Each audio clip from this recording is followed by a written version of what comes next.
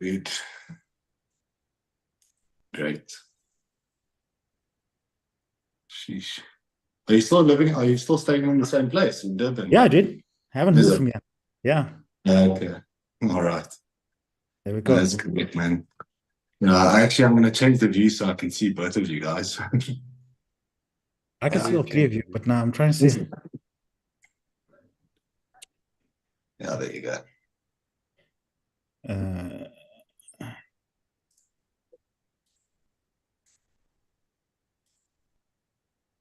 Anyway, yeah, mine can we? changes as you guys talk.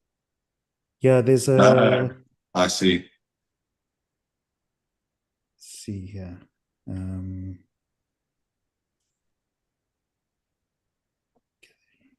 Just trying to see with the video thing.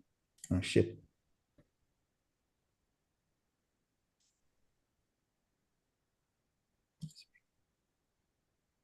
See if that works. That looks better.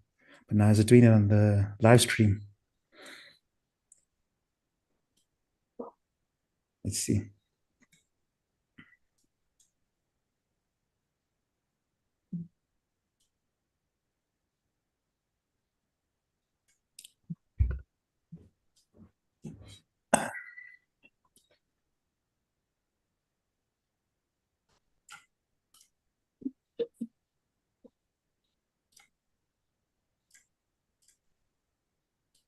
Yeah, okay. Seems to be a little bit delayed in the stream there. Hopefully I'll change this now.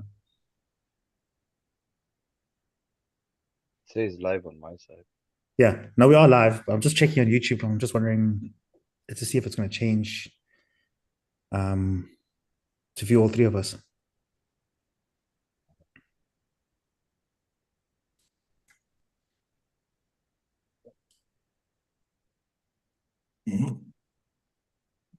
Shit, what's going on here?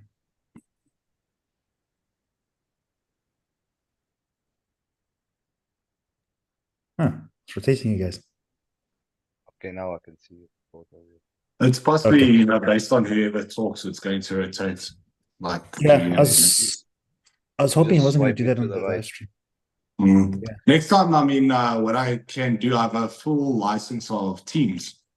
Oh, thanks for telling me this now, bro. No, I don't know how. Honestly, I don't know how Zoom actually works, but at least with Teams, they have that gallery like Forward and then have. Yeah. Oh, is it? Okay. So we can definitely. I'll just send you guys a Teams invite. Well, I'll set up the Teams invite and just make you an admin, and then we can use that the next time. Okay. You want to roll with this for now? The plan. Yeah, let's just roll, right? Yeah. Yeah. Right. So what's been going on, guys? Not too much.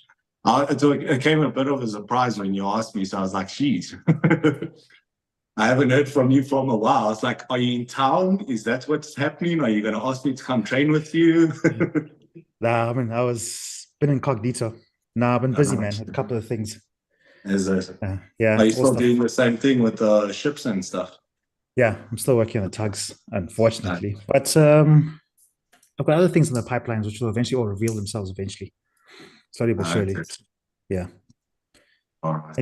And yourself? How's the business going? What do you mean, man? After I retired, now I'm a retired bodybuilder, so I'm now just fully focused on my business. I don't know if you remember the last time that what I told you what I basically do. Yeah. I do that financial management software. I implement it.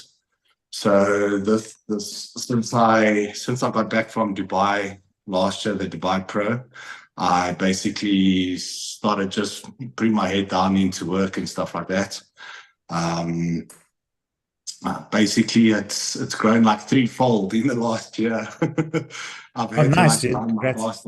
Yeah, so I've got my sister working for me, and I've got about three other interns as well that has joined me. So it's going well. I mean, and the plan is to keep it growing until next year. I'm actually at the moment looking to try and see if I can get into the US market so that I can charge a more expensive rate, doing what I do there. But it's quite difficult to actually get into the US market. And the only reason why I was trying to get into the US market right now is that in the event, let's say I do go and compete overseas again, I can easily, go there and still have work for the next few months. That's basically what the plan was. That's if I do compete next year again. So I always, like, people are always worried. They say, "Oh, you retired." I still don't know. I'm just acting. I'm just carrying on with life at the moment. At the moment, it's just business at the moment. So I think, like, a lot of people don't understand that you give your all to bodybuilding for so long. And if you start creating a little budget and a spreadsheet of how much you spent on it, it starts to tally up. So I basically said, after the Dubai Pro, I'm not going to put any more money into it, and started just focusing more on work. Oh, really, man? So Yeah. is that your, are you done with bodybuilding now, like as in competitive way, or you just put it on the ice for now? I think I'm going to call it on ice. But it all depends what happens, like if the business grows so much that I have to put my full focus into it, I'm going to have to leave it there, and actually focus a lot on that. So a lot has happened this year. I mean, I moved into a new place, a new house, a much bigger place. Got married, obviously, like 2 months ago to Kyla, as you saw. Yeah. So a lot of all my finances went into there. You must remember that, like with Kyla and them, we've been engaged for like almost 5 years. So it's really, I had to give back to her for being, my supporter for so long, and doing all these competitions and, just dragging it along. I had to basically, give her the year that she deserves, basically. Sure. Yeah. Is my video still rolling, bro? It looks like you're frozen a bit there, man. Okay, let me just say stop and then go back on or something, because I noticed that now. Much better. Yeah. Yeah, so I gave her so we basically decided that this year we're going to take a gap year, focus on business, get married, all that kind of stuff. But yeah, I've now as well, with like the whole coaching, I mean, I was being coached by JP, and that was still going, and we were trying to make improvements. But honestly, I think age is starting to creep up on me. All my joints are starting. I think that even the last time when you were here and I trained with you, I spoke about like my joints giving me issues and stuff like that. So, I've reached a point where I can't get any stronger. I mean, the more I push myself, my body just doesn't want to respond. So that's why this year I've sort of like given it a gap year. So I've even like slowed down with the training a bit, slowed down with everything with regards to bodybuilding. I'm still like consistent. I go to the gym because that's my, my safe haven. I feel good after I train, but I'm not so strict as I used to be with the whole gymming and stuff like that. All right. So are you still doing those crazy dry ass rice cakes and chicken meals, or now that you've put this on ice? For some reason, after the Dubai Pro last year, or even during it, I had the flippin' rice cakes and cottage cheese addiction like you can't believe. I think that's what made up most of my diet. Yeah, nice. All right. But no, I've gone back to a bodybuilder diet, to be honest, in the last like six weeks. So I've got in, actually, I'm in an improvement phase, but I'm coaching myself this off season. Oh, nice. I'm doing my own thing. So Jackie's still there, still there if I need to go back to him. But I said I'm so busy with work and stuff like that, I'm not going to waste his time, And I've been doing this for so long, I can actually do my own thing. So I'm sort of doing my own thing. I've got into, I did a TRT. I was cruising now for the last, I think, like almost 6 months. So I was on proper like halt, so to say, and I was trying to reset my body. And now with like physio and all this kind of stuff, my joints are starting to feel a lot better. And I think that I'm coaching like Neiman and a few other guys for the December show. Yeah, I was about to ask you about that actually. Yeah, so I'm coaching him. I think he has good potential to win the pro card in December. So I'm pushing him, and while I'm pushing him, I'm as well being pushed. So I decided to now go into like a proper bulk. So I've started gear again. So I've Yeah. gone from like, I think I was 110 for my wedding, and I'm back to almost 118 kilos. Oh shit, bro. So I've started bulking up again, and I'll just see what happens until the end of the year.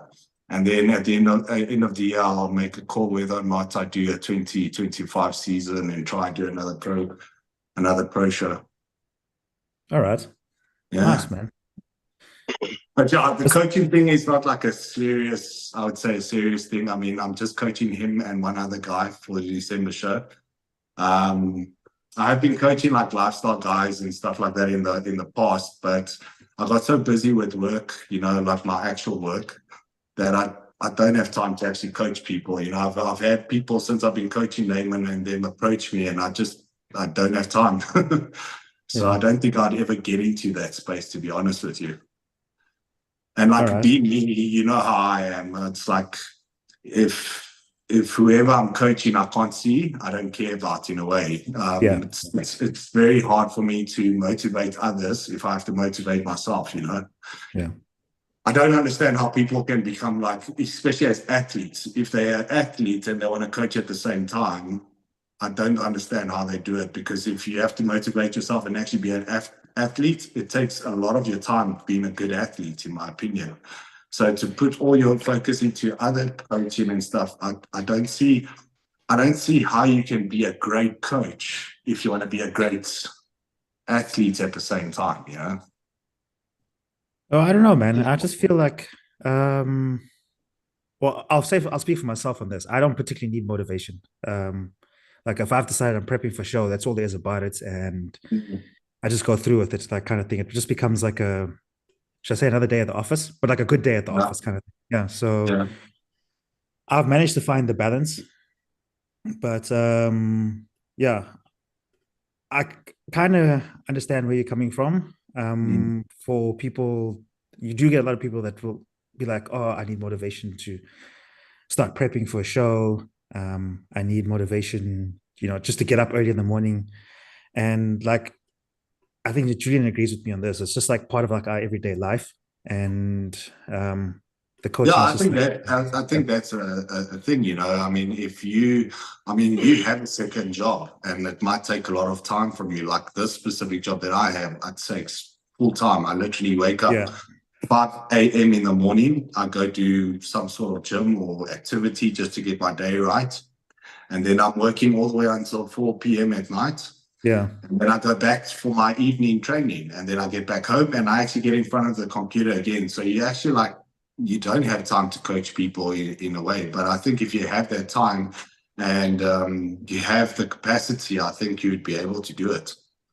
No, for I sure, mean, man. I think I'm not too sure what Julian does, but I think he would. I mean, I know he did personal training and he coaches other guys, but I think that's his passion. Yeah, I actually get more done when I'm in What's prepping. that? I actually get more done, when I'm Is that prepping for shows. No, the Yeah, fucking psycho. no? It's a yeah, great. It's definitely. it's weird. Definitely. Yeah. I actually put my gym together while I was prepping for a show, Oh, gosh. and I was fasting. I was fasting for Ramadan, and I was Mhm. prepping. Yeah, and I still put the gym together. Still train clients. It's like a frenzy you get into, like a Yeah. like Wow. a like a zone of just graphing, and then It well, becomes every day. I think you like lose yourself in like the prep and work, and you just become and you do become more productive. I agree with that 100%. I actually look for distractions from the trip, Yeah. distractions from the suffering, distractions from the food, distractions from sitting and feeling tired. So if I got my mind busy on something else, it Mm. helps a lot. It helps the time go by. As you sitting there thinking about food and suffering, why am I tired? Yeah. No, exactly. How did your prep go this time around for the UK? I saw that you competed. I actually didn't even know that you're competing, and then when I saw you, I actually saw your name in the come up on bodybuilder, that bodybuilder, what's it? Bodybuilders Without Borders. I saw you Yeah. that you were doing that, and then I actually saw you on stage. I was like, "Shit, is that Julian?" You actually look quite Yeah. crazy for the UK show, eh? Yeah, this was honestly the hardest prep, I think, of my life, man. Because my missus was pregnant for Mm. the second baby, and she gave birth 10 weeks out. And hey, man, I was working with Chris Asito this time, and How that's did that when, go? like that, man, that's when he drops the hammer on me, like 10 weeks out. Tunes me, hey, drop. Basically, I was running one carb meal a day, most of the days on a training day, and then it was like zero, and then it's like I won't give too much away. No, of course, we understand. It Yeah, it yeah, was it was yeah. fucking it was brutal. I won't lie, because I think we were solely focusing on condition, getting me in. I think we were playing it safe, and we just focused on condition because it wasn't my fullest look by far. My best look was the pro card win. Came in full and dry, but here we just Who coached came you in for your light. pro card? It was Andrew Hudson, the same as Oh, same. Okay. yeah, All right. yeah. And then this last competition, I didn't catch that. Who was coaching you then as well, Andrew? Chris Asito. Oh yeah, okay. I heard about that. Yeah, All right. yeah. Okay. Yeah, But so it was Julian, a tough trip because it's no nighttime. You got a baby there, plus I got a 3-year-old. Uh, this was a roughest trip, no lie. Mm. But I got through it. But as for the judging, man, I was like confused. Would I you know, say, okay, like, would you say with your children, like, obviously you have a kid, so that's something like at the moment, I just got married, mm, and obviously you start talking about having kids and what the situation is. I'm almost in a position where I'm like, okay, I'm not even going to think of kids right now still, because I feel like I'm still at a stage where I want to be guilty with my time, or not guilty, or like it's my time, and I need time to train. I need time to be the best that I can be. I want to be the best athlete. I want to be the best businessman, or whatever the case may be. I just don't think I have time to bring somebody into this world that I have to take care of. And that's why I'm almost like in 2025, if I don't compete again, I will then retire probably, and then focus maybe on a family or whatever the case is. But I mean, like, if I think about future, I mean, like, I'm 34, going to 35 next year, and you like have to think about your future, or what your legacy is going to be. What are you actually? Do you actually think that it's a good idea to have kids while you're trying to compete and be the best athlete? well, between the missus and I, we agree that a kid shouldn't be a reason for you to stop doing things you love to do or you set out as a goal to do. She was studying to her conveyancing exam. She passed her board exams during the first pregnancy, now into the second pregnancy. The second pregnancy, Okay. while I was prepping, she was studying for a conveyancing exam. Wow. So it should motivate you that now you got mouths to feed, you got a bigger family.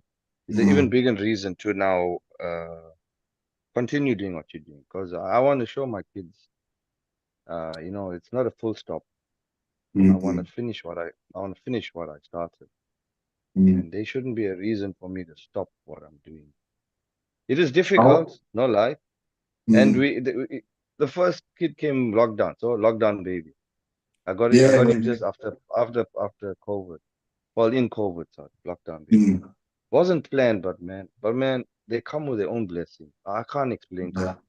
you. Yeah. You will only know when your baby when that gift is given to you, and Mm, you get superpowers, man. You'll do things you're motivated now, but like when they come, mm. you get superpowers. I can't explain. You'll only feel it when you have your Yeah, I baby. hear you. just Yeah. for the audience out there, man, Julian, how do you manage to balance being a businessman, coach? dad of two and still compete. How has that changed, like since before the kids came into the picture? Has anything changed? I ask myself the same question. Uh, well, hey man, I don't know. It's like, I don't know how to explain to you. The way I set my business up, I opened the gym, right?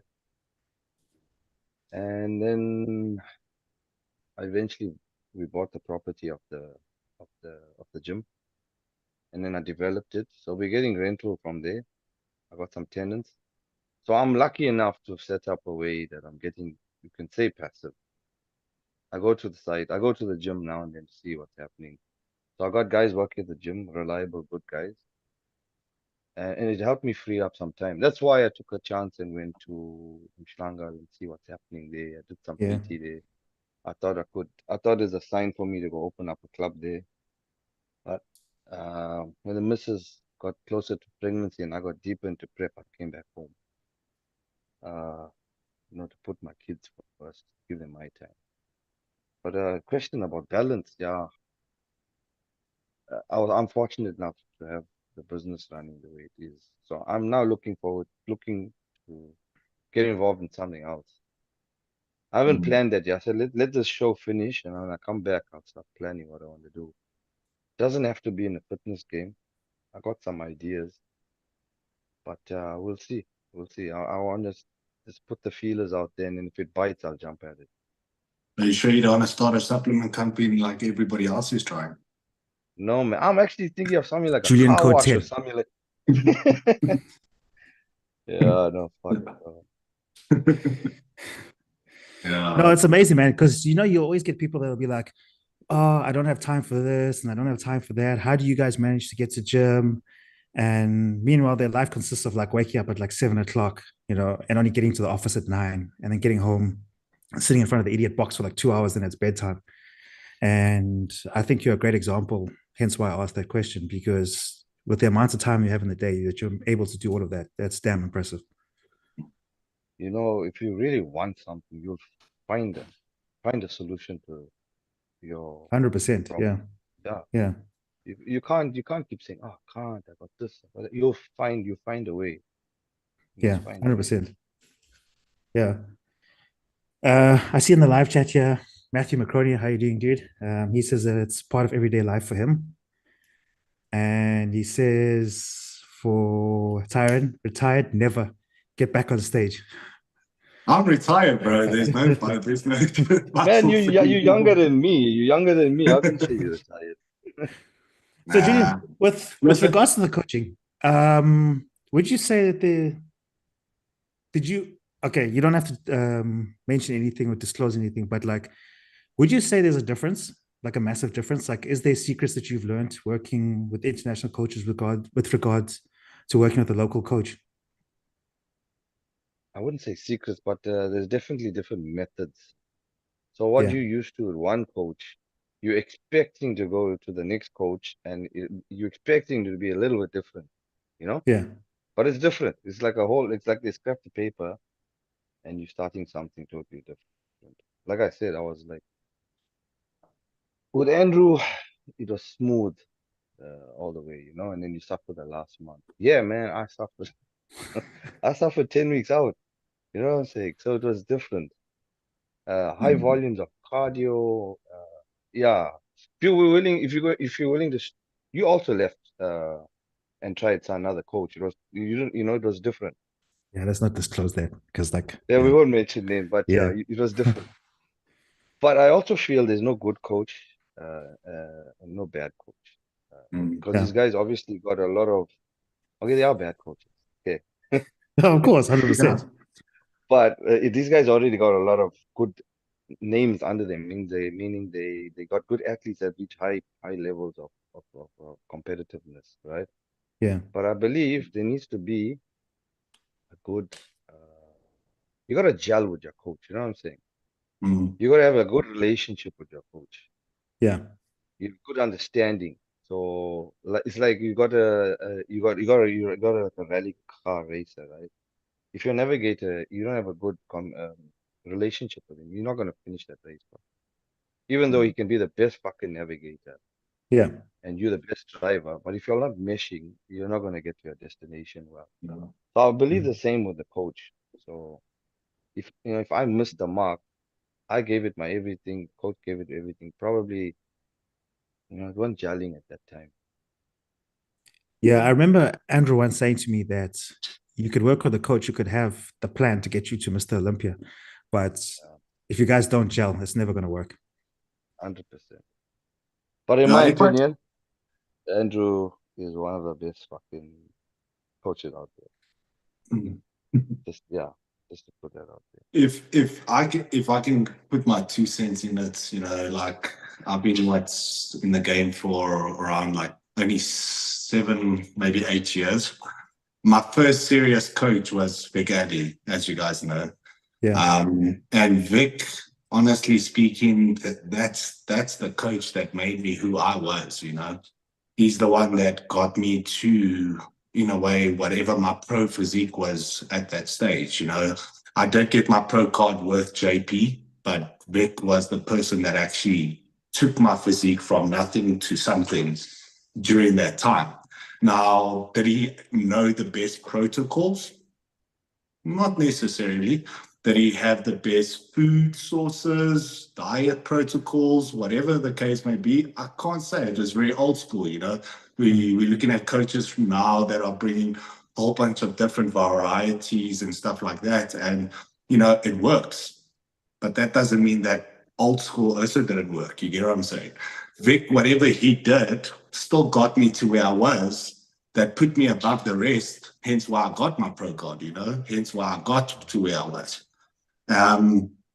So do I believe that, and the thing is, I can't give all the credit to, let's say, a particular coach.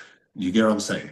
You as an athlete, or you who is following the diet, who is doing the stuff, your body, you start gelling with your own body, you start feeling that, what foods work with your body, you start feeling whatever's happening, whatever gear you take in, how it's reacting to your body. When you're in the gym, the coach is not there to say, do an extra 2 reps or to take you to failure. You yourself has to get yourself to the gym. You have to do the cardio in the morning. He's not phoning you every morning to say, go do the cardio. He's not phoning you every morning to say, oh, you only did 40 minutes, but you could have actually done an extra 10 minutes of cardio just to push the boundaries. You're 4 weeks out, you're behind time. You yourself as an athlete know that you're behind. I did the Dubai Pro last year, right? And I knew I was behind, all right? And I kept telling this to JP. Do you know that if I didn't tell him that, if I didn't say that I need to do extra time, he would tell me, like a coach would normally tell you, listen, no, sometimes just follow the plan, trust the plan, trust the process. But sometimes you have to put in that extra work as an athlete to get to that point on stage so that you can display your best. So I don't always believe that, a particular coach is going to be the best person. He's going to transform your body. If you're not putting the 110% in, no matter what it is, whether it's the diet, the training, the whatever, there's no point. And I do agree that, like, for example, you mentioned that, if you gel with your coach, it's an ultimate battle with you guys. I look at Neiman, for example. He was with a great coach. I mean, Tristan Murray, that's currently training some guys, and I look at his athletes, and they're great. I'm not even going to say that I'm a better coach in a way. However, Neiman feels 100% safe with me. He feels like I push him to his limits. He wants to be better being coached by me. And that's what I can say. Like, when I was with Vic, I almost saw Vic as a father figure, and I wanted to make that coach proud. You get what I'm saying? I wanted to make him proud. I wanted to make sure that whichever shows I participated in, I came out top, no matter what. And that's where sometimes I feel like, even like with my coach right now, with, JP being a bit younger than me, I didn't feel like I had that motivation to make him proud, because I think I was a little bit older. I felt I knew more. But if you have that thing where you need to make sure and you outshine and you put in that work, I think that is an ultimate feeling. That's quite interesting. So, you felt that you wouldn't be able to work with a coach that's younger than you. Not necessarily, but I think if a coach is younger than me, so I feel like you get different kinds of coaches. You get coaches that are meant to back you. You get a Yeah, coach. What is coaching? A person that gives you direction and tells you what to do, right? And sometimes they're there to motivate you. Now, me as an athlete, I don't need somebody to be like, for example, a yes man yeah, or a Tyron, you're doing so great. You're working hard. I can see your updates are great, and those kind of things. Sometimes I need a coach to just be hard with me, and that's the thing. And I feel like sometimes coaches aren't like that. They're more there to be a people pleaser or like please their athletes to make sure that their mind is straight. That's like, for example, if I had to compare Vic to JP, is Vic was this hard guy that told you you're fucking around and you need to work harder. You get what I'm saying? If you were, let's say that. If you look great, you look great, he will tell you. Whereas if you were in a bad space, with JP, for example, he was able to put you in a frame of mind where you felt like you were a winner.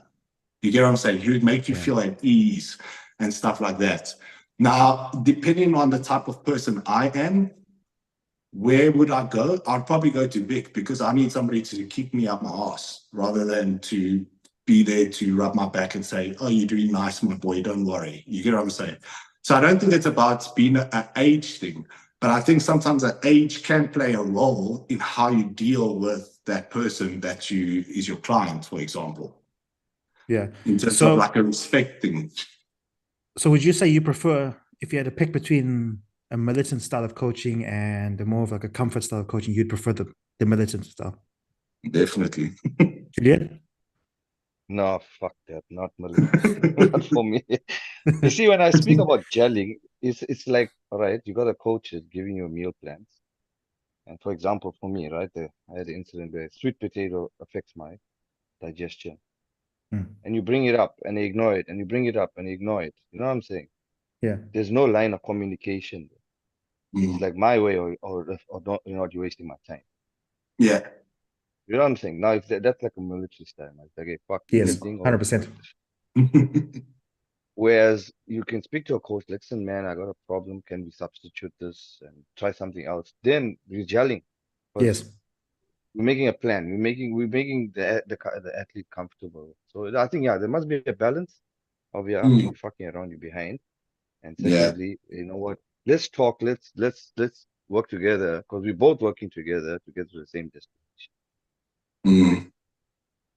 Listen, That's why. the only reason why I bring this up is I've been seeing too many people on Instagram at the moment, especially the young athletes that, I mean, they get fish and veg for the first time in their life, and then it's all hell breaks loose and they want to they're all fucking fucking cry. posting stories crying. Yeah, Oh, I can't keep up with this damn diet. I'm hungry and I need to go on a binge Yeah, on the weekend. You get what I'm saying? Oh, yeah, coach, yeah, yeah. sorry, something happened over the weekend and I binged because the diet was too hard.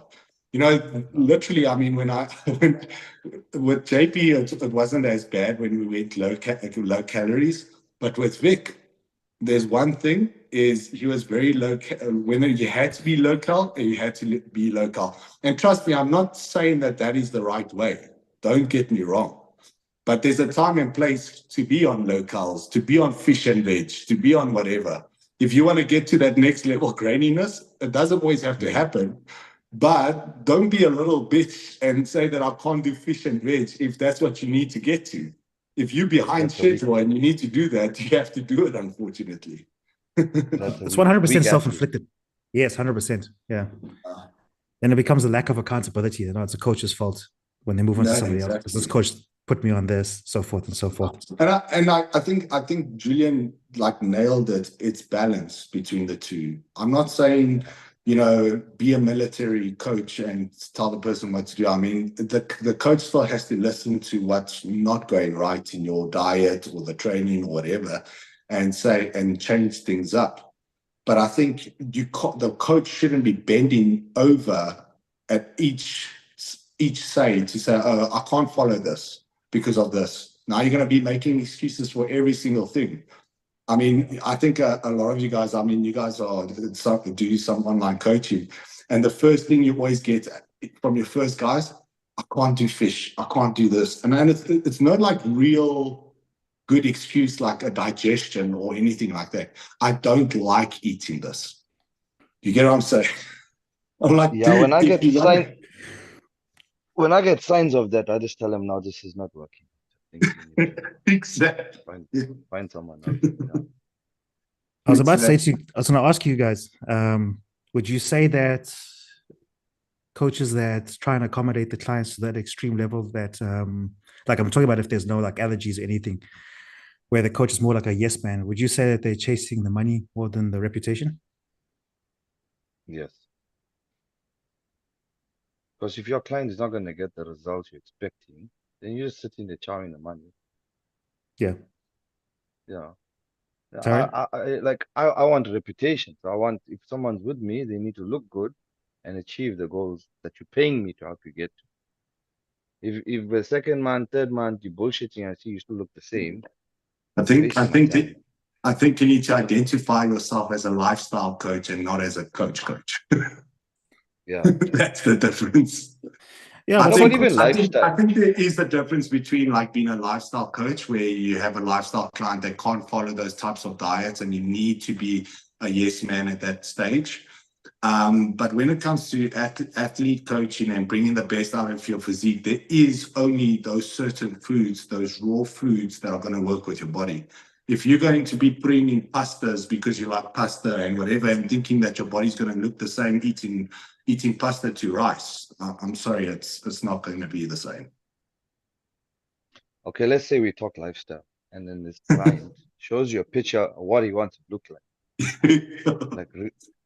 Right? He shows you a picture, and then you give the diet, and then they're like, you later on finding out they're not following. It's similar. It's still wasting your time because Yeah. you as a coach pushing towards that look, and they're not following it because they feel, hey, I'm not an athlete, but you're asking me to look like an athlete.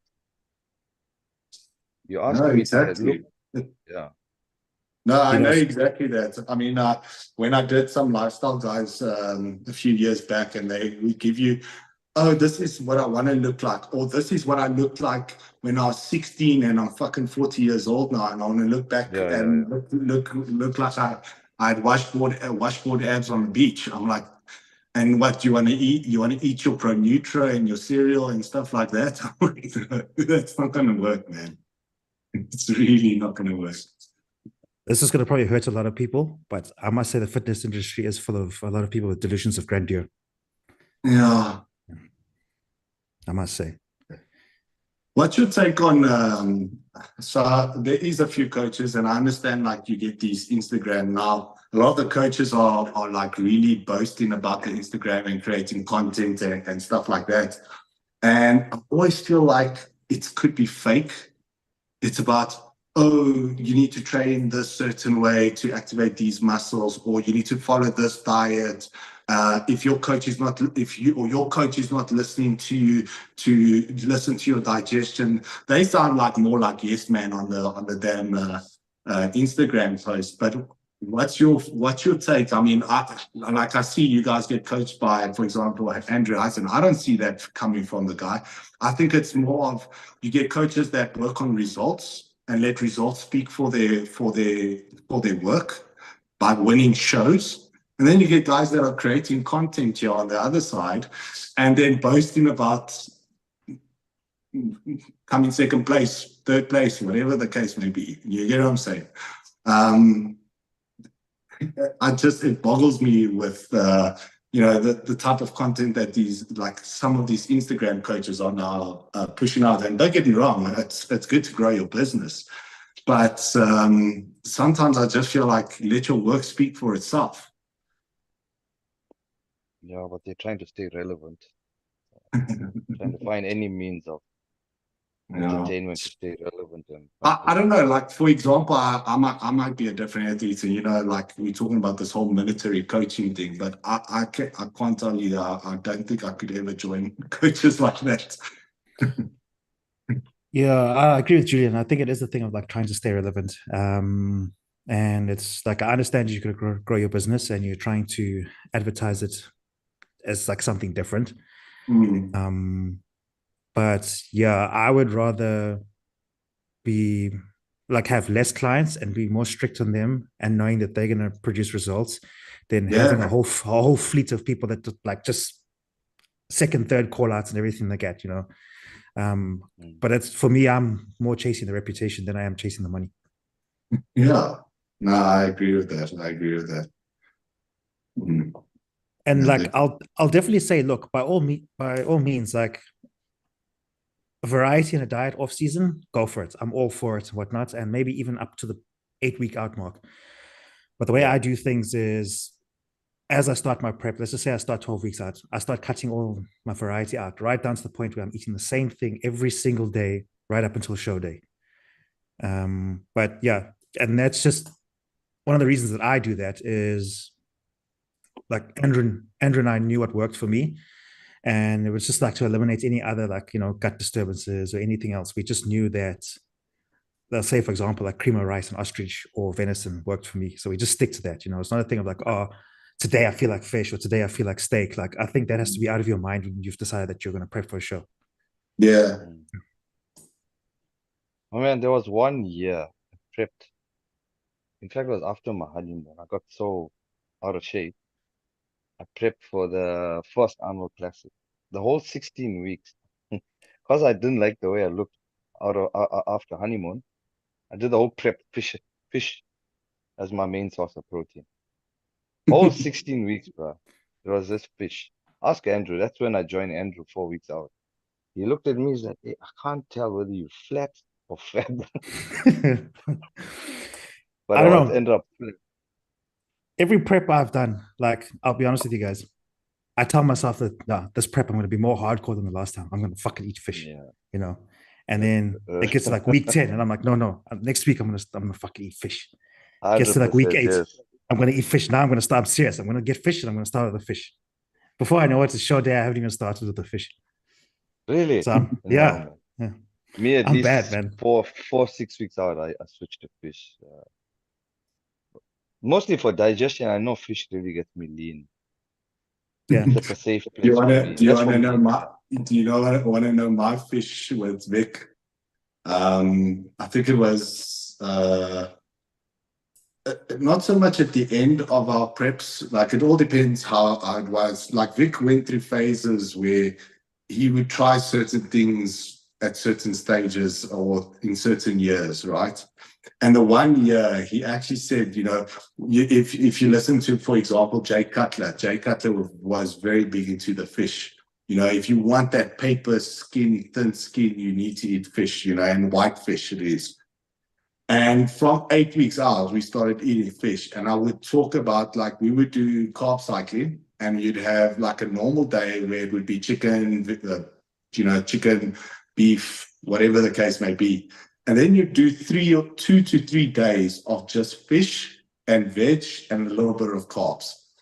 But what was nice about that is instead of having like 200 grams of chicken, I'd have 400 grams of fish with every fucking meal, 6 times a day.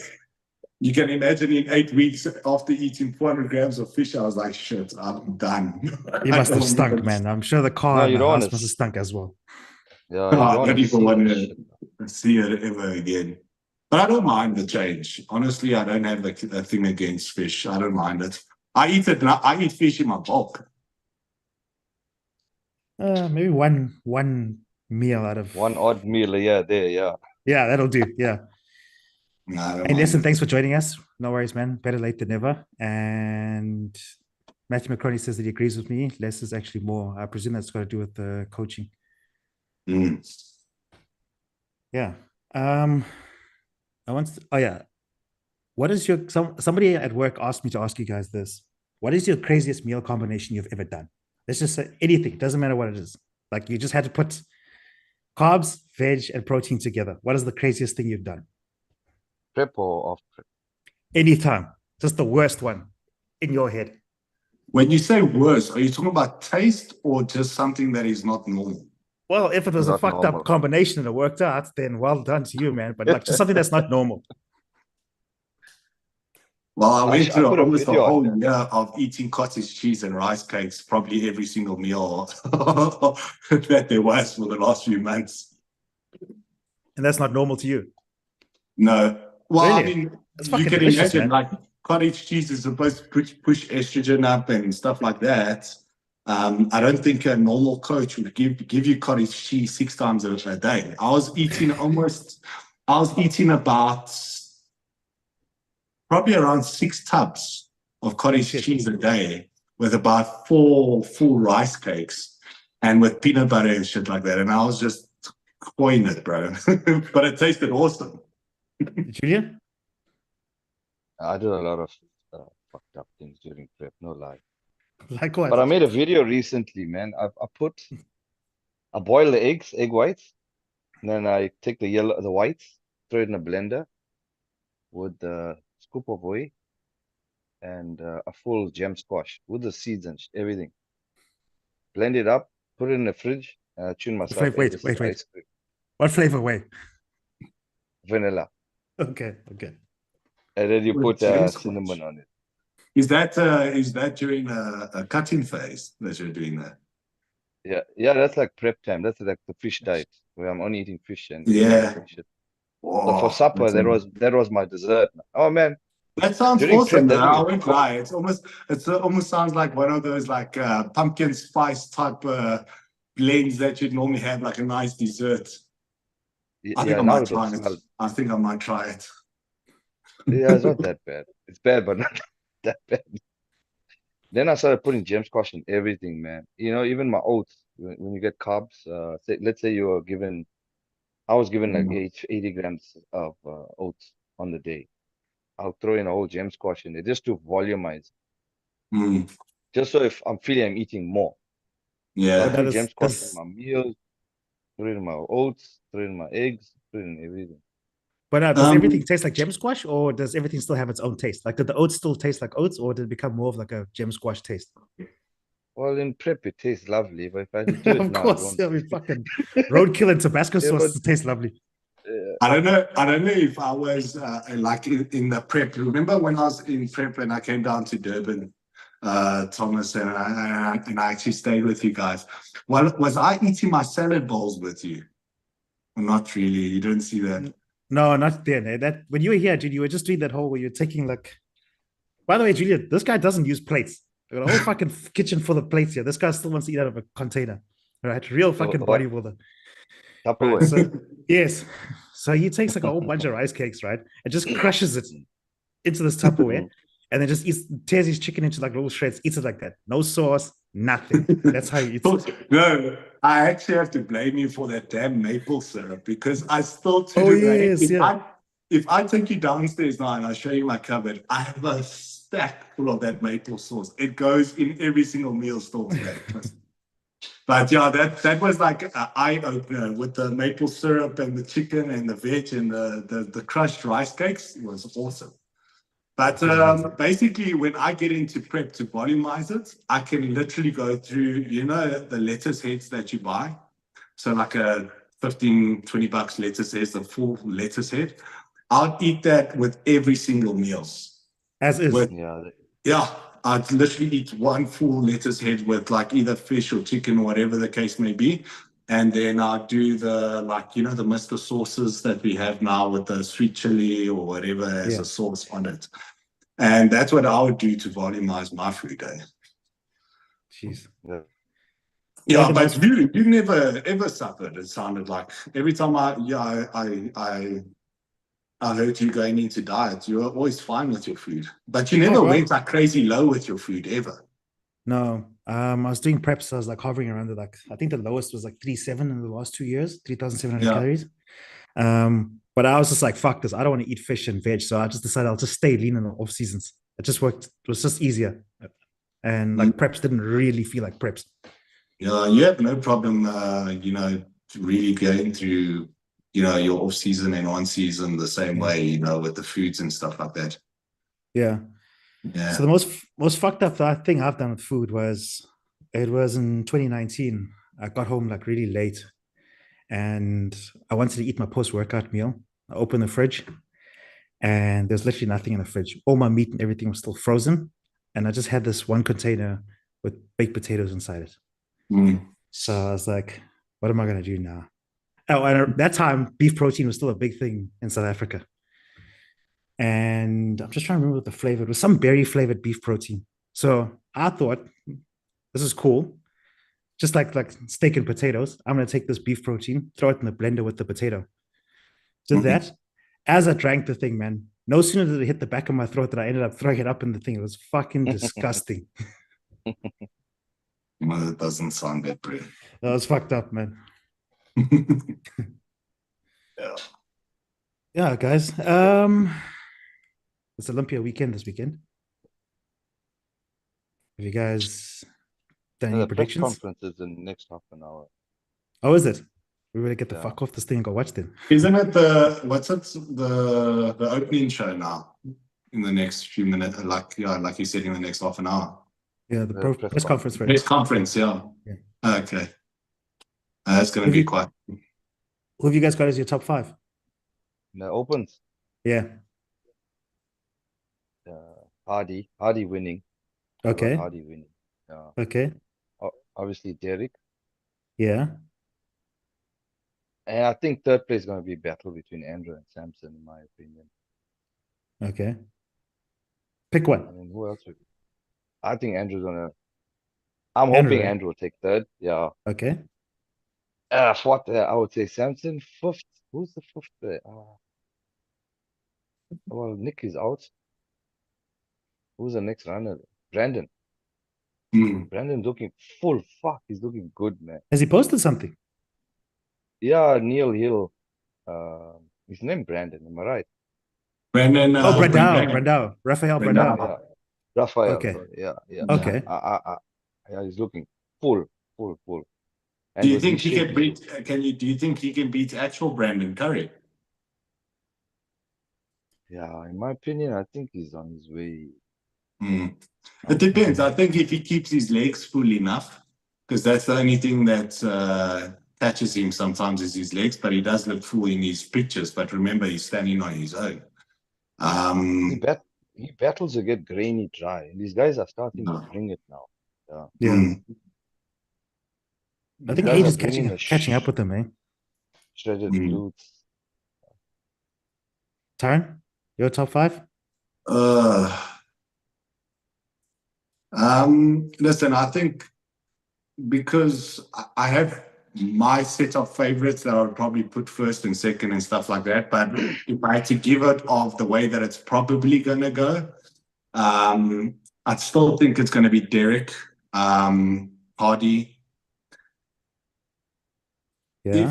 If Andrew had thicker hamstrings, I think that Andrew would beat Samson. But I think Samson still at this point in time is bigger than him. But I think by next year, Andrew Jack is going to start passing all of these guys. I think Andrew, yes, he's on a lead. He's on if he can have proper another off season like he did this year. I mean, the way he came in at the Texas Pro, he looked crazy. He literally looked like he was the only competitor, and there was just children next to him. So I think if he comes in a bit more full on the hamstrings and a bit more size on the triceps, I think he'll take all of these guys in terms of the silhouette, everything. I think he can beat any one of these guys. And then I think I have Brandon Curry. The only thing I'm worried with Brandon Curry is obviously his age and the way he looks on stage. But I still can't I can't count him out as top 5, to be honest. Yeah. But there's also another guy between, I'd say, Brandao and Martin Fritzwater, or whatever his name is. Yes. Yeah. Yeah, he's looking good, but I just think that he's young. And the thing is, I haven't seen him. I mean, he didn't look bad against Nick Walker, and Nick Walker's 4th in the world. Yeah. So you don't know what to expect from him. Yeah. But on the flip side, I think if Samson brought the conditioning, he'll win it.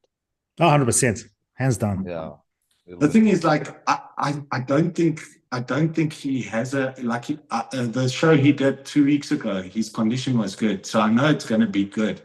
But I still find that he has these like small glutes with crazy legs and hamstrings. But from his glutes all the way into his back, there's just that lack of thickness. And the judges, they love a thick back, and that's why I think Derek and Huddies are always going to take him there.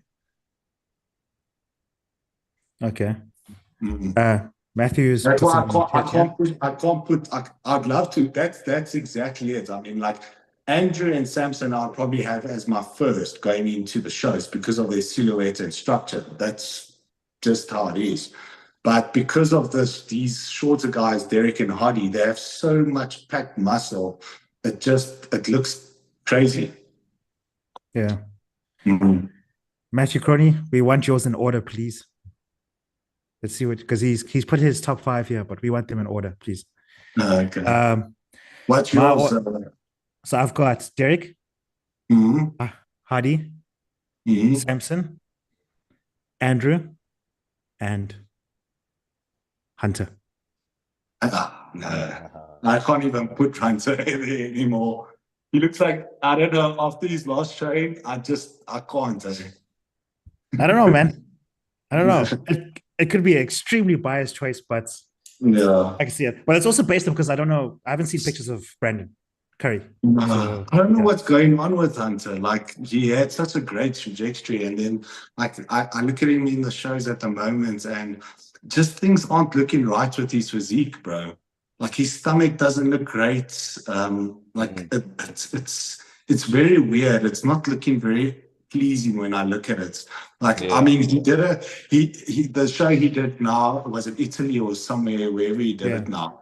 I mean, yes, he took first place there, but he was supposed to smoke these guys. As a top 5 bodybuilder in the world, I would think he would smoke them. And Andrew Pretzi, or whatever his surname is, was like keeping up to him. If he just had bigger legs, he would have beat Hunter. And then you get like, for example, Andrew standing next to Samson, and there was no competition. Samson smoked him. Yeah. So that's why I just can't see Hunter being in that top 5. Compared to like Martin or Brandon or Brandao, I think they're going to take him. But you never know. We never know on the day, I guess. You never know on the day. I definitely see him in the top 6, Martin. I definitely see him there. Yeah. Okay. I see Dio's put her picks in the chat here. She's got Derek, Hardy, Samson, Andrew, and then she says between Hunter and Brandon. Between Hunter and Samson out. No, Samson, she's got 3rd. Okay. Yeah. And then Matthew's put his down. He's got Derek, Hardy, Samson, Andrew, Hunter. Jeez, I'm the only one who doesn't like Hunter, sounds like it. I won't lie, I'm a big Hunter fan. I'm a huge fan. I really like his physique, man. No, I like his physique, but Tyron hits it there with his belly's looking. I just don't know, like even like from the backside, you want that big density. Skin is a bit thick too. Yeah. It just doesn't look like bulky like how Samson's and theirs look. That real bulk that should be there. He's a big boy, don't get me wrong, but yeah, it's not pleasing at the moment. Yeah, Andrew told me he saw him at the Arnold's and he says he's fucking huge, bro. He's like fucking Barnyard doors. When you look at him from the back, yeah. Yes. I mean, like even like his back has been improving, but if you look at the lower lats, it's not deep. There's no deep, thick lats at the lower lats like what Samson and Derek and all of these other guys are bringing. Yeah, it's very like straight, like it goes wide and very density on like his rear delts and upper back. But then as it gets down, that's because the lower parts, it's quite empty. It's so wide, but there's no density to it. Yeah. All right. Now the big question is the 212. You guys know what I'm going to ask, right? Hey, Muzi. Yeah. First, congrats to Muzi going out there representing. We're proud of you, man. Yeah. It Where was do you a guys long see him time. placing? I think I told him for the last like year or two, I'd said, no, this guy needs to, like, every time I see him in the gym, yeah, I was like, dude, you need to carry on pressing and making sure that you do as many shows. I think the last 2 years, he's been the only guy that has really been consistently in the top spots when he competes at these pro shows. So it was inevitable, bro. It was inevitably coming. Yeah. I had him Where do you, winning last year at India. I was there at the show. Not even yeah, I won't India, the lie. one It's in kind of robbed there, I think. Brazil. Even the one before that, the one in Brazil that he did, he came second as well. Yeah, he came second. And then the one in India, he came third, if I'm not mistaken, right? No, he did Brazil twice, if I'm not mistaken. India, he came second. Yeah. But in Brazil, Yeah, he came second. I think in Brazil, he came second as well. And that, to me, was his closest. And I honestly thought he was going to, I thought it was a done deal. He was going to win. But, you know, not to sound like I'm against the Brazilians, but they're very much big into their own athletes. So I think that's why he didn't take it at that stage. No, they gave it on conditioning at that show. That guy was ripped to shit. India, he was the winner there, man. I don't know what went off there. Yeah. I don't even remember the guy who won. Mm. But here in England, I was there. I saw him prejudging. I went backstage. I said, "Hey, man, I want to be the first to congratulate you with yours. You won it. There's no way, you know." Yeah. And realistic, what do you think of his placing now in the Arnold's? Like, how do you think he's going to, not Arnold's, the Olympia, how do you think he's going to do?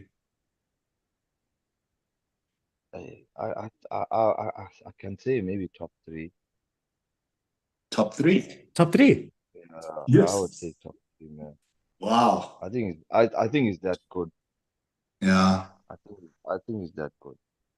So I'll give him this. To me, Muzi looks very similar to like a Sean Cladera in terms of the way his muscle, his bubbliness is, you know, his muscle incisions, that separation he has in his physique. The only thing I can't give to him is he doesn't have very wide clavicles in terms of his structure. So he has these thick legs and a thick upper back. But because he's so narrow on his shoulders and his chest is very narrow, it doesn't make him look like the widest 212, I'd say, on stage. But depending on how he poses, he can easily get into that top 10 at least, you know. That's what I think he can definitely do. From the back, he's wide as shit. But I think his biggest weakness would be the glutes and hams. Yeah. If he can get those diced up, I think he can be in the top. Yeah. Yeah. Interesting. Okay. Yeah. Because I had him in second call out. But only because he's new there. That's the only reason. Yeah. Just as, I mean, these 212 guys that have been there this year are something else. Like, did you guys see the guy that did the Dubai Pro and won the 212 there? I don't know what his name is, but he looks crazy, bro. So it's going to be this year's winner. Yeah, this year's winner at Dubai Pro. The 212. That guy he came second at the Olympia year before. Really? Yeah, that Spanish guy. What's his name? No, this guy's a new guy. We're talking about 212, eh? Yeah. Yeah. Remember, 212 last year was Keon first, Cladera second. No, the year before, man. Oh, the year before, okay. When Sean won. Sean won, yeah, because Keon was like sixth. There was a Spanish guy that came second. Yeah, I thought this guy's a Turkey guy. Yeah. No, he cleans up. When I was in Spain in 2020, this guy went into the opens to give his friend a chance to win the 212, and he banged the opens. Yes. Yeah. All right. Yeah, the guy that I'm talking about is called Mazen. Angel. No, he won last year. Oh, okay. Mazun. Yes, that is the one from 20. No, it's not 2014. Sorry, I was trying to Google it. Yeah, 2024. Mazun came fifth at that show this year. That's how banger that lineup was. Yeah. I can't remember what his name is now. So Dia asks us, where do we think William will place in this Olympia now that he's back? Bonak. Yeah. That says he has him in 8th or 9th. Yeah. So 7th, 8th. yeah, That high? I can see that. Is Nathan Diasha doing the show? No. No. He says there's no point doing it if he's not like going to place in the top 6.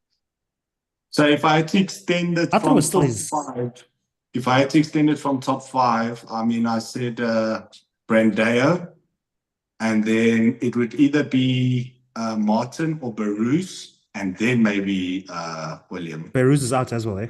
Couldn't get a Is he visa. not doing it? Yeah. Ah, No, okay. he Then, didn't get visa. okay, then it would probably be after Brandeo or Martin. Then it would be, I think Martin will edge William. That'll be interesting, huh? Yeah, that would be. Yeah. And then Well, Matthew William says he's brought got it Boozy this in the top 6. Yeah, he did. It's fucking impressive, man. Yeah. Yeah. Well, I'm hoping the guy make top 3, man. He's a good guy. He works hard. 100%. Yeah. I want him to prove me wrong. That's what I want him Yeah. to prove me wrong. Yes. Yeah, I can agree with that. I definitely I think any South African that gets a great placing like that deserves it. To be honest, so like if he can pull it out, let him pull it out. He definitely works harder than most people I've ever seen. No, 100%. Yeah. Mm. He's a good guy too. He never, No, he's very, very, very good guy. So down to earth, so humble. yeah. He's crazy. Yeah. Mm. All right, guys. Well, thank you so much for joining me on this. I appreciate it. So you guys don't even have classic, or don't classic guys, men's physique Nobody guys. watches that, bro. Nobody watches it. No, no. Tippin, what you call it? I'm joking, dude. Who have you got? Yeah, at least moved into classic, man. Nuts. Julian. Julian moved into classic, so He it was should just in count. denial, bro. He's just in denial. He's come right now. After I've No, spoken come to him, right he's come now. right now. Yes. Gonna go back into 2-1-2 now. Yeah. Nah, it's all good, man. Well, it's Chris, and then there's everybody else. We all know that. Yes. It's just one guy. That lineup is made for him. Made Yeah. for his Man. structure, made for his Honestly height, speaking, made I don't think for his if look. Chris had to compete for another year to 3 years, I think he would still win every show. Yeah. I don't think anybody's close enough right now. I mean, if you look at like Ramon, that came second for the last 2 years to him, even like his structure and everything, Chris wipes them. It's not even like close, in my opinion. I think if he continues, if he still continues on his part, I mean, the guy doesn't even have to push himself in off season anymore. He's with Chris. So when he goes and he actually competes, he's rested. Basically, he literally just flies through the year and just competes again. No, true. He took like a couple of months off after the Olympia. Yeah, he did that hair. He did that hair transplant. Wasn't He didn't even taking. train. Yeah, he wasn't even training. So like his body is just primed for it at the moment. He doesn't have to push himself anymore. I think like he's at his weight cap that he can be. I mean, the guy, besides now when he was coming down for his weigh-ins right now, that guy looked huge. Like I think if he had to stand in open bodybuilding, he would be placed top 3. I think he'd probably even beat like Samson in them. Whoa, that's a bit. I wouldn't go that far. Yeah. No, I wouldn't go that far. I'll go that far. I think Samson's just too pretty, man. Yeah. Okay, so Julian is becoming the next mutant. Yes, he is. We're gonna get him there. And then I'm taking a year off. I'm taking 2025 off. Are you? Yeah. Okay. Well, for business and for bodybuilding, I need to back on some size. Can't play the condition game anymore. grab a sleeping bag, come to my place. We'll train the weekends, and then you can go home. When I get my new neck. When are you competing again, Thomas? I'm actually going for an operation next week, Wednesday, and then I'll probably only compete again if it's going to be next year. It'll be like towards the tail end of next year. Otherwise, I'll also do 2026. Yeah. Okay. Yeah. All right. I see. Yeah. So here's a strange question for you guys. Would you rather chew with your mouth open for the rest of your life or always put your phone on speaker and on public transport? Put my phone on speaker. I Hmm. agree. I can't fucking deal with chewing with the mouth open, right? Yeah, that drives me fucking mad, man. Like, if somebody's sitting doing that at a table in front of me, whether I'm at work, wherever, I'll just get up and leave. I just can't deal. Yeah, yeah. Yeah. No, I agree. Especially crunchy shit. Yes. Or the other Hmm. thing that I have the shits with, man, is like, you know, when people start sword fighting with their fucking teeth with the sword, where they're using a spoon or a fork, and you just hear biting down on it every time they go to chew. Fucking drives me mad, man. Yeah. Give them a Yeah. plastic. Yeah. Yeah. Yeah, man. Uh, Suhail Khan, I'm going for disc replacement surgery. Who's Disc that? replacement. Oh, somebody asked me what surgery I'm going for. Yeah. Disc replacement. Yeah. Jeez. Okay. Yeah. And now what's the You want rest to, period for that? They said 4 to 6 weeks. With a bit of GH, with a bit of BBC, you can have it in 2 weeks. Plug it in there. Fit Dr. Dio. Go there. Put it out quick. Yeah, There's a nice plug. exactly. Yeah. No, man, Exactly. like, oh, it's been a long road this year. I wasn't really sure what it was at the beginning of the year because when it happened to me, I had this like tingling sensation in my arm. So I thought it was a Mm. nerve issue. And I won't lie, I was stressed because I thought that's the end of it for me, you know, with nerves. And then I went and got a nerve conduction test done. And then the guy told me, no, it's not your nerves are perfectly fine. Must be something else. Then we went and got an MRI done. We saw that um, it was one of my discs. I think it's C6, C7. Is bulging. being pinched. So yeah, bulging. Yeah. So then after that, we decided like because they were going when I was talking to the surgeon, we were talking about like the non-invasive and the invasive way. That like the non-invasive was like the whole thing of going to like rehab and getting chiro work done. Um, but when I went for a second opinion, he told me, no, it's not gonna heal that way. You know, if I still want to actually do bodybuilding, then I actually have to get the surgery done. And also, with or without bodybuilding, if I don't get the surgery done, all sorts of other complications will happen when I'm older. So I was just like, fuck it, let me just do it. Yeah. Yeah. Gosh. Yeah. So look, I was bummed at the beginning of the year, but actually it's turned out to be actually a pretty cool year, man. Like I managed to focus on other things and grow my businesses and stuff like that. So I'm happy about it, you know? Yeah, that's a But positive. like obviously, I think that's an important thing. Is like a lot. I think all these guys are chasing like obviously the pro card and whatever the case may be. Um, but what can you do with the pro card when you can't afford it? Afterwards, like I mean, I think Julian can attest to that. Is these international shows are so expensive. You hear what I'm saying? So I think having a foundation like a business or making sure that you have some sort of money before you even look at your pro card, because once you get it, you want to in a way show it off by going and doing a pro show or whatever the case may be. But it's flipping expensive to go and do something like that. And yeah, I just think people always want a gun for it, and then there's no backing. I'm sorry, if you're doing like, for example, personal training or something like that, and you're thinking you're gonna go and you're gonna do shows overseas, I don't see Delusions of that. grandeur. Eh? Yeah. Delusions of grandeur. No, it's crazy, bro. I mean, like even last year, like when I went and I did the Dubai Pro, the amount of stress your body goes through to go do a show overseas. One obviously, like I'm a business owner myself. Yeah, unfortunately, I'm in the service industry. So if I'm not working, I'm not getting paid. You get what I'm saying? So now I have to go and make sure that I have enough money in the bank to go overseas and do a show. And when I get back, I need to have enough money to still afford the house that I live in, afford whatever else I'm doing. And it comes with stresses, bro. I remember when I did the Dubai Pro and I was leading up to the show, my body was not responding. I got sick 8 weeks out. and my voice never came back until I think the last week when I got to Dubai. It's flipping stressful. So I mean, like that's the thing is like I think that's the one thing for South Africans. It's so hard to be a pro and to be the best pro you can be with even the supplements and the endorsements you get from here are nothing, Not enough. and they're not going to help. They're not going to help. You have to find your own way.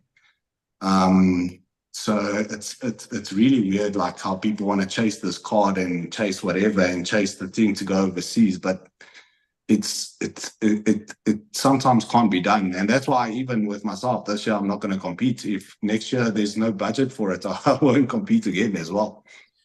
Yeah, look, I don't think people really plan for this thing. I think, look, to be perfectly honest, I think a lot of people in the industry are also very short-sighted because they're busy like doing like SA champs or like doing an NPC regional, and then they're crying afterwards already. So I don't think they think that far with regards to like doing shows overseas and whatnot. Like for example, I mean, look how much it is to get a pro card now here. I don't know what the NPC, but somebody's told me it's like $5,000 to do a category now in December for the pro qualifier. Oh, really? Just for the pro qualifier alone? Just for the pro qualifier to participate. Now, if you think that's expensive, go do shows overseas and see what it's like. Just your tan alone is like $4,000. Yeah. No, look, I did the UK show in April, and fuck it. It was actually a lot cheaper than doing it here. I'm gonna be honest, in terms of the entrance fee and tan and everything. What show is this? Was the Two Bros Pro it was in April. Mm. I actually saw Tristan there, Tristan Murray. And he's like, "What are you doing here?" Yeah. I'm like, "What the fuck are you doing here?" And he's like, "No, what are you doing here?" I'm like, "I fucking live here, right?" Yeah, so it's cool. So it's actually quite funny that there was somebody else in South Africa that was thinking the same way I was thinking. Yeah, I mean, when I did the Olympia Amateur in Romania, it was not cheap, bro. Yeah. It was not cheap. Just the category there was, I think it was $4,000 to $5,000 per category that I did. Remember that at that stage, I was still trying to chase two different categories. It was men's physique and classic. Yeah. And for both of them, I think I ended up paying $7,500 just to compete. And then the tan itself was around $2,800, and that was a bit cheaper. And then, you go for hotels and whatever accommodation that you go in. And you're working up to big budgets, I think. Yeah. This year we applied the 10 ourselves, huh? We bought that self-application. Did you do your own tan in Dubai when you were there? I can't remember. No. Yes, I did. Is it? Was I just can't suck-up remember one. if you did. Yeah, because that one I paid like $4,000 just for the tan at Dubai Pro. We bought this Pro-tan. it's a spray gun Yes. with the what's this company called? Inco. They make drills and they make like The anyway, we ENCO. bought yeah. Okay, that's interesting. And it's got a battery application. It's meant for spraying walls and shit. We put tan in it. And we sprayed. This thing came out blotchy as shit. So we ended up doing it by hand anyway, rubbing it with a sponge. But here in UK, there's a new tan, the Pro Tan. It's like a mousse. As you squirt it, it comes out like a mousse. Hey, it came out blacker, man. Way cheaper. Yeah, I think it might cost you about 1.5, 1.6. No, And did you guys self-apply that, or did you get them to do it? Sorry? No, my wife did it. Okay. All right. Yeah. All right. Yeah, because the 10 is right. It's about 3-4 grand if you exchanging the currency. Yeah. Yeah, it's about 270 pounds. Yeah, I always get asked that all the time. Like, how do I manage overseas, like with the exchange rate?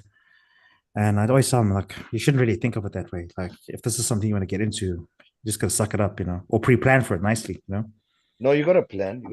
Well, the thing is, and like, even gunning for your pro card, man. Like, if gunning for your pro card means I'm ready to get my pro card today and jump on a pro stage tomorrow.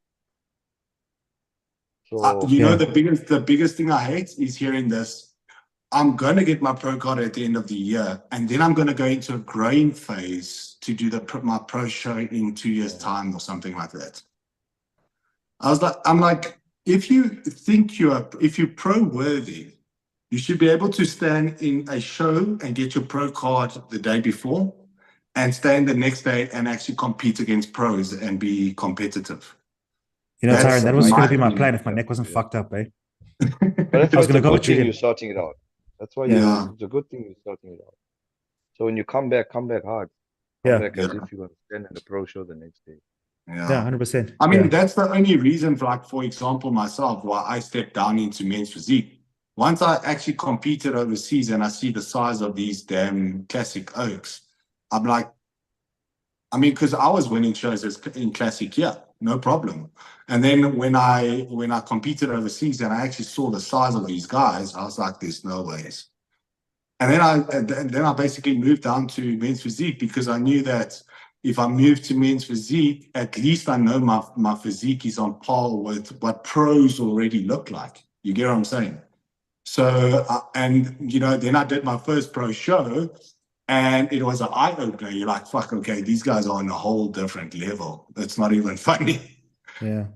The Imagine, classic man. is very competitive.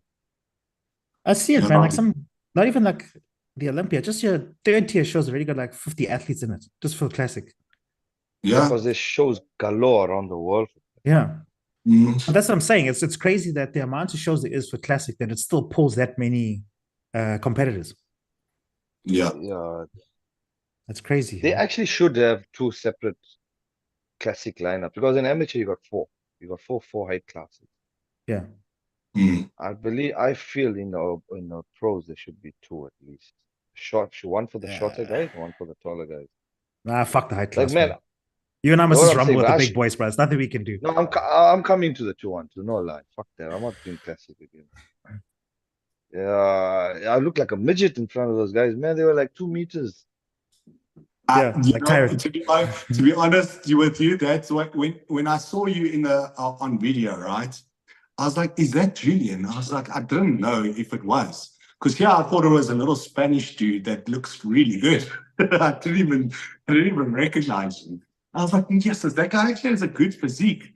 But then it's always the case. You have these, and I mean, we even have it in the shows here when guys are in the pro cards. They're always looking at the taller guy when it comes to it because who is the current winner? It's Chris Bumstead. He's tall. Yeah. They're always Yeah. looking at the guys. As good as the shorter guys are, they're always been overlooked, in my opinion. Yeah, that's why I say that lineup is made for him. Yeah, it's Yeah. literally made for them. And the thing is, if I take, for example, a guy that is balanced, like if you look at Breon in Classic, right? Or Terence Ruffin, they're so balanced, meaning there's no strong points, there's nothing, they look great, they pose perfectly, there's density, the mixed with balance, mixed with structure, everything is there and it's in place. Now, if you look at somebody like a Chris and a Wesley versus that are taller, Ramon that are taller, I can pinpoint stuff out for you that says that they're weaker, their backs aren't as thick or whatever the case may be. Whereas Terence Ruffin will have a thicker back. But then when you put them next to each other on stage, They overshadow. they overshadow these guys. Yeah. And it's sad. I mean, if I look at individual pictures, if you look at Terence Ruffin, who's one of the greatest posers in Classic, and you look at his thing, I mean, you saw Terence Ruffin the last time here in Dubai Pro last year. That guy looks tiny. He's not even big, but he looks great when they take photos of him and you see him on stage. But as soon as you put somebody next to him on stage, he gets overshadowed. And it's sad, like it is what it is. It's going to always be the case. But I agree. Like, imagine if there was different lineups, in terms of height in a pro setting. Yeah. It Just might read some of the be comments here. So Suhail Khan says he had the disc between L5 and S1 removed and fused. I'm sorry about that, man. I hope your mobility is still up to par. I've heard a lot of people have issues with the L5 with like regards to like cardio and whatnot, that their hips get sore. So hope yours is okay. Dio says she agrees. The international shows are expensive and it should be part of your long-term plan for bodybuilding, even financial planning. It's not just a thing. What she says? Oh, you show off by competing. Okay. And she says that when you get your pro card, it's like starting all over at the bottom again. 100%. And we have to work yourself up. And she says that another thing that you've got to keep in mind is the annual fees for the pro status that you're going to pay whilst you lose that status. Like what, That's 6 another grand a $5. year? Yeah. 6 grand? $275, I think. $275. $35. Oh shit. Okay. I And then don't Dominic. I don't even know if you don't compete that year, do you have to renew it though? No, I don't. Ish. I must actually check Yeah, with them. Yeah, don't I fuck think around, the Ty. rule Don't is lose that thing. if you get No, your I pro don't card, mind. I don't mind. I'll give I said that this year, if I don't compete, I'm going to give my pro card away and I'll reapply next year. I'll come back in as an amateur and do it I again. think the rule is if you earned it as an amateur, Yeah. I think if you earned it as an amateur and you don't compete within the next year, you have Well, I know re-earn. that last year, right, when I got my pro card, I got told by Garen and Candace that if I don't renew my pro card or if I don't pay for the membership for that year, my pro card actually okay. falls away. Yeah. Yes. But I don't know now after the fact. I've now done one of my pro shows. Now I don't know if I don't renew my membership this year, if I'll be able to be a pro or carry on being a pro next year. I can't imagine people paying 6 grand for nothing, for not competing. Yeah. I think it's just the first year, but yeah, we can find out. Yeah. Dominic Bester says that the Euromasters cost her 16,000 Rand for 3 divisions without the tan yet. What's this? Dominic Bester. She says she did the Euromasters and it cost her 16,000 Rand for 3 divisions without the tan. Jesus. You see what I'm saying? It's crazy. Yeah, but it's expensive to compete in Europe, man. No, just be like these brokies and just open up GoFundMe or what is it that they have? The backer buddy thing. I've seen people try it, to be honest, but you never get that backing that you really, really want, eh? Yeah. In all honesty, I mean, like for myself, I think because of the work that I'm in and I know so many business people and managers, it would be easier to go to proper businesses. And I'm not talking about supplement companies because they're not going to sponsor you shit. They'll probably, maybe if you're lucky, you'll get a flight ticket. But if you really want to get a back in and try raise some funds, is try get to companies and make friends with managers and see, because a lot of the companies, the way that they do their marketing, right, is they actually get money back from SARS and tax and whatever to spend on marketing. So they'll often, if they don't have anything to spend that money on, they'll actually sponsor you, to be honest with you. So it's all about making connections. No, 100%. Yeah. Yeah. All right, guys. I don't want to run this on for too long. Yeah. Appreciate you guys coming on. And yeah, I just want to say to the audience that this is going to be a weekly thing. So please always stay tuned for this. And another thing I'm going to add is interviewing athletes and coaches around South Africa, because the whole point of this podcast is to bring awareness and to build up the South African bodybuilding scene. So please, guys, subscribe, like. I appreciate you all for joining us. And yeah, we'll see you guys next week. All right. Guys, thank you so much. No problem. Thanks, guys. Cheers, Nice guys. catching up again. Cheers, man. Good night. Cheers. Cheers, guys. Bye.